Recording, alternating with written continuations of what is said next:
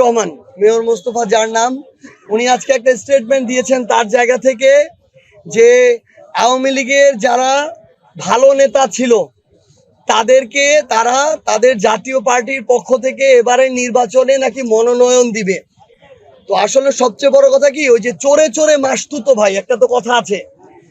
তো চোর বাটপার যেগুলো এখন আওয়ামী লীগের ব্যানারে রাজনীতি করার এই বাংলাদেশে সুযোগ নাই, কারণ তারা হাজারের উপরে মানুষকে খুন করে তারা তাদের নিজেদের পতন ঘটিয়েছে, তাদের পতন হয়েছে।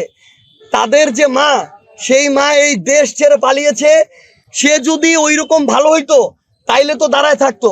সে তো জানে যে সে এতগুলা খুনের খুনি এবং নির্দেশদাতা, জনগণ তাকে পাইলে তার আস্ত রাখবে না, এই জন্য সে দেশ ছেড়ে পালাইছে। তো এই এক চোর পালাইছে, আরেক চোর এখন তাদের ব্যানারে, যেই চোর এতদিন তাদের ছায়াতলে ছিল সেই চোর এখন তাদের ব্যানারে তাদেরকে আশ্রয় দেওয়ার কথা চিন্তা করতেছে। আরে আওয়ামী লীগের একটা নেতা এই চুরি বাটপারি সন্ত্রাসী চাঁদাবাজি খুনি এটা ছাড়া কে নেতা হয়েছে? যে নেতা মানে যে ওই একটা জেলার সভাপতি সেক্রেটারি ছিল, এই ছিল ওই ছিল, বিভিন্ন পদে ছিল, আমরা মনে করি প্রত্যেকেই সকল অপকর্মের জন্য দায়ী। কারণ শেখ হাসিনা গণভবনে বসে নির্দেশ দিচ্ছে আর একাই সব করে ফেলছে, এটা তো না। এই কালপ্রিট গুলাই তো স্থানীয় পর্যায়ে এগুলোর বাস্তবায়ন করছে।